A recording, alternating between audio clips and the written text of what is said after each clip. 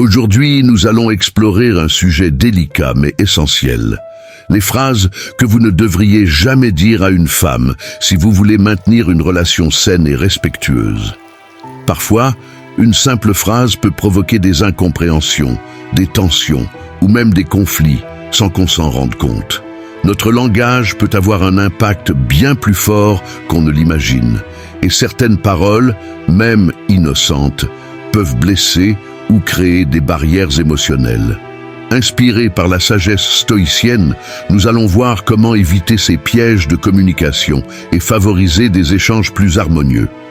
Alors, si vous souhaitez comprendre ce qui peut améliorer ou nuire à une relation, restez avec nous jusqu'à la fin. Premier, tu réagis de manière excessive. Dire à une femme « tu réagis de manière excessive » est une phrase à éviter absolument. Cela peut sembler inoffensif ou même rationnel si l'on se base sur ses propres perceptions, mais elle a un effet bien plus profond. En affirmant qu'elle réagit de manière excessive, on remet implicitement en question la validité de ses émotions, laissant entendre que son ressenti est exagéré ou infondé. Cela peut entraîner chez elle un sentiment de dévalorisation, comme si ses émotions n'étaient pas dignes d'attention. Les émotions sont subjectives et façonnées par des expériences, des perceptions et des sensibilités uniques à chaque individu. Par conséquent, ce qui semble anodin pour l'un peut être source de profondes émotions pour l'autre. L'approche stoïcienne, qui encourage à accueillir les choses sans jugement, nous enseigne ici une grande leçon.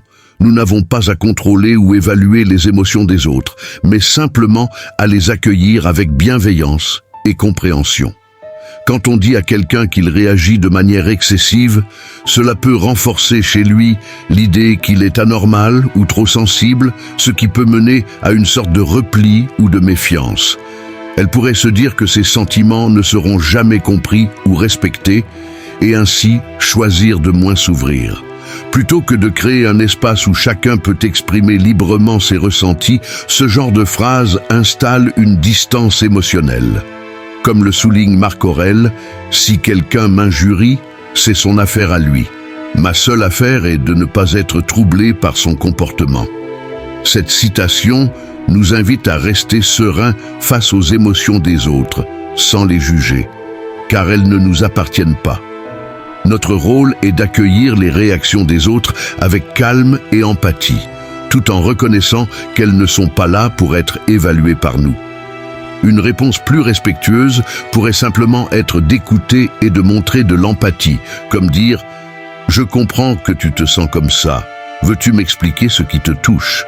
Ce type de réponse ne minimise pas ses sentiments, mais encourage le dialogue et la compréhension. 2. Tu es trop émotive. Dire à une femme « tu es trop émotive » peut sembler anodin, mais cela a des implications bien plus profondes. En qualifiant quelqu'un de trop émotif, on impose un jugement subjectif qui peut être interprété comme une critique directe de sa nature. Ce type de phrase envoie le message qu'il y a quelque chose de trop ou de mal dans la façon dont elle exprime ses émotions.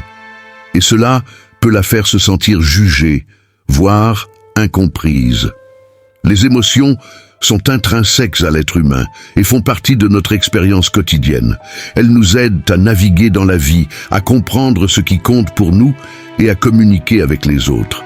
Pour une femme, comme pour toute autre personne, entendre qu'elle est trop émotive peut lui donner l'impression que ses sentiments sont exagérés ou non valides, ce qui peut la pousser à douter d'elle-même. Elle pourrait même se sentir obligée de refouler ou de dissimuler ses émotions pour ne pas être perçue comme trop quelque chose, ce qui est contraire à un échange authentique. La philosophie stoïcienne enseigne que les émotions des autres ne devraient pas être un sujet de jugement, mais plutôt d'acceptation. Sénèque a affirmé « Les hommes sont troublés, non par les choses, mais par les idées qu'ils s'en font. » En d'autres termes, le problème ne vient pas des émotions d'une autre personne, mais de la façon dont on les perçoit et les interprète. Plutôt que de juger quelqu'un comme étant trop émotif, il est plus sage d'accueillir ses sentiments comme une part légitime de son vécu et d'essayer de les comprendre. Au lieu de dire « tu es trop émotive », Une meilleure approche pourrait être d'écouter sans imposer d'étiquette, en montrant que vous êtes là pour comprendre ce qu'elle ressent, sans jugement. Une réponse empathique, comme « Je vois que cela te touche, veux-tu m'en dire plus ?» Zrenia permet de créer un espace où elle se sentira libre de s'exprimer. Dans ce cadre, elle se sentira comprise et respectée, ce qui renforce la confiance et la connexion dans la relation. En fin de compte, chacun a des sensibilités uniques et le respect de celles-ci est essentiel pour des relations saines. Il ne s'agit pas de contrôler ou de modérer les émotions des autres, mais d'apprendre à naviguer avec elles et à les accepter telles qu'elles sont.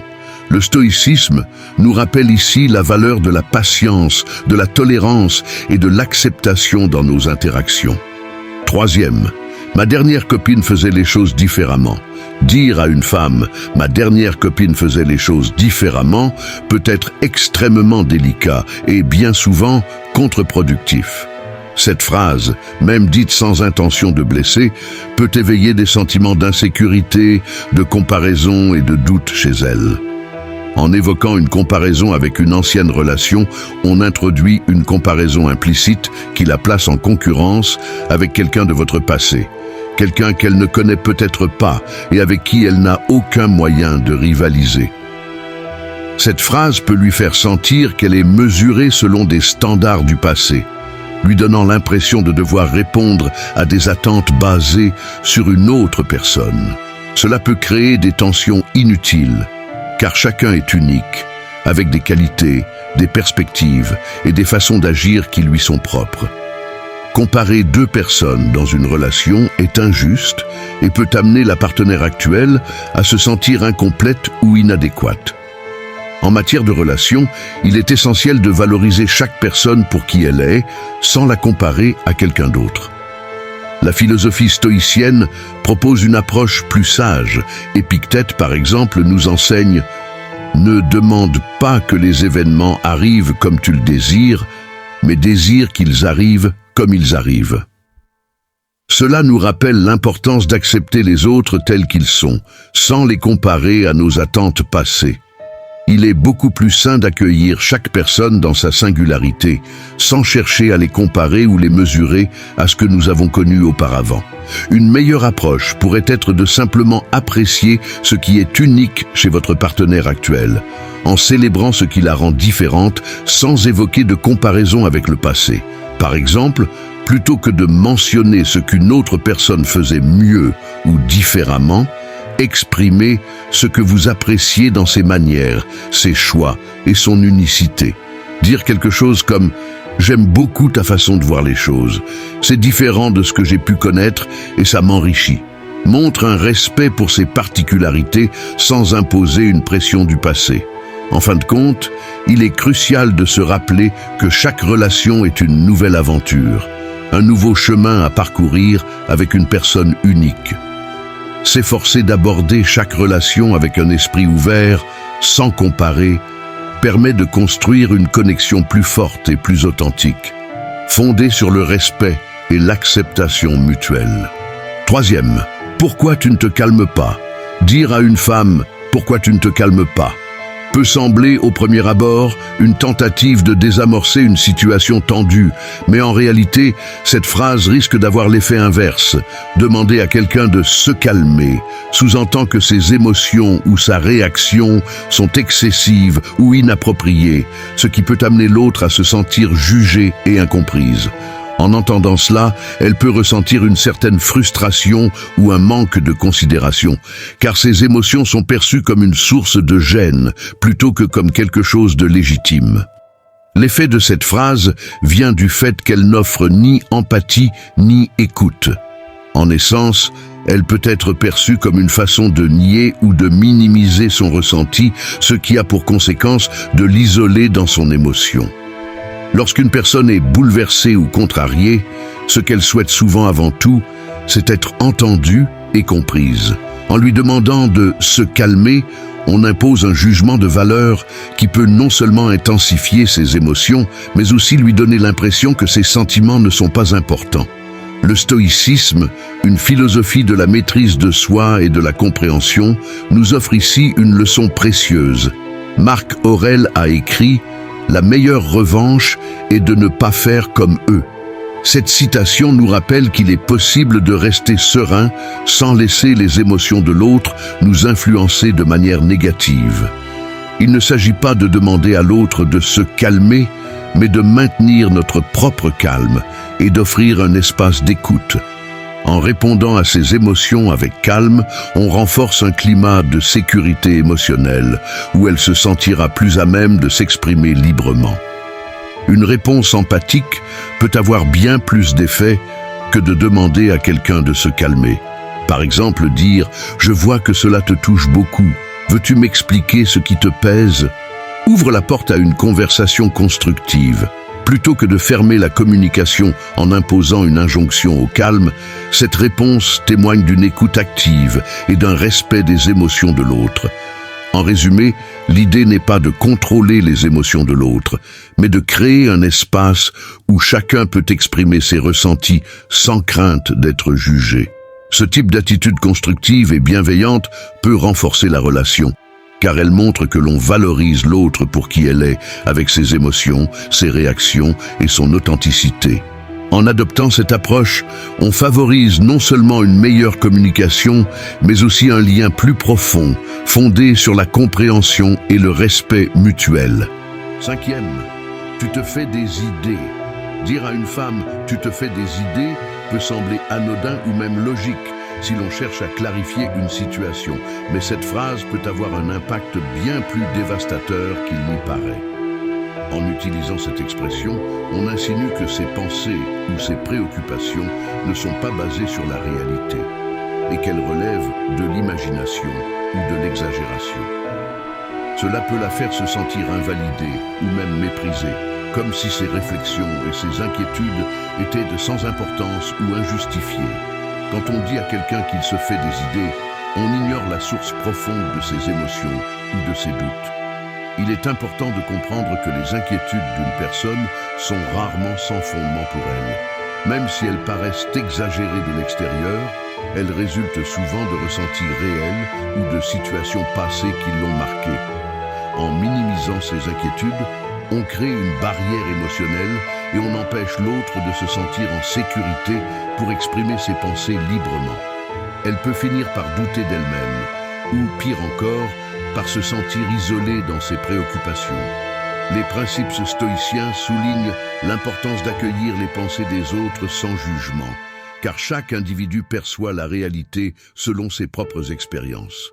Épictète enseignait « Ce qui trouble les hommes, ce ne sont pas les choses, mais les jugements qu'ils portent sur ces choses. » En d'autres termes, chaque perception a une raison d'être pour celui qui la ressent, même si elle peut sembler irrationnelle pour autrui.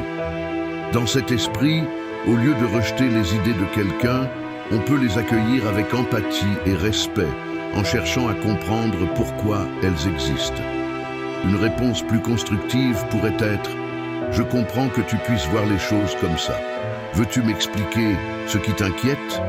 En formulant une question ouverte et en montrant une volonté d'écouter, on crée un climat de confiance et de dialogue. Au lieu de nier ses pensées, on lui offre un espace pour les explorer, pour exprimer ses doutes ou ses inquiétudes sans crainte d'être jugé. En fin de compte, chaque relation se renforce par la capacité à écouter et à valider les émotions de l'autre, même lorsqu'elles ne nous semblent pas totalement rationnelles. Ce n'est pas en disant à quelqu'un qu'il se fait des idées qu'on favorise la paix, mais plutôt en ouvrant un dialogue bienveillant, où chacun peut partager ses ressentis sans crainte d'être ridiculisé ou ignoré. Ainsi, en abordant les inquiétudes de l'autre avec respect et compassion, on construit une relation de confiance durable, fondée sur le respect mutuel et l'écoute attentive. Pour conclure, rappelons que la communication est la clé d'une relation saine et épanouissante. Ce que nous disons peut renforcer ou affaiblir la connexion avec la personne que nous aimons. Chacune de ces phrases que nous avons évoquées peut sembler anodine, mais elle cache souvent un jugement ou un manque d'empathie qui peut blesser. En choisissant nos mots avec attention et en cultivant une écoute bienveillante, nous montrons à notre partenaire qu'elle est respectée et comprise. Les enseignements stoïciens nous rappellent que nous avons le pouvoir de contrôler nos paroles et nos réactions. Épictète disait « Nous avons 2 oreilles et une bouche pour écouter 2 fois plus que nous ne parlons ». En appliquant cette sagesse, nous pouvons éviter les pièges de la communication qui nuisent à la confiance et à l'harmonie dans une relation. Le simple fait de prendre le temps d'écouter et de comprendre avant de réagir peut transformer la dynamique d'un échange et éviter des malentendus inutiles. En fin de compte, une relation de qualité est fondée sur le respect, l'authenticité et la compréhension mutuelle. Éviter ces phrases, ce n'est pas simplement être prudent dans nos mots, mais c'est aussi une manière de bâtir une relation solide où chaque partenaire se sent valorisé pour ce qu'il est. Rappelez-vous qu'en cultivant une communication positive et bienveillante, vous offrez à votre partenaire l'espace d'être elle-même et de s'épanouir à vos côtés.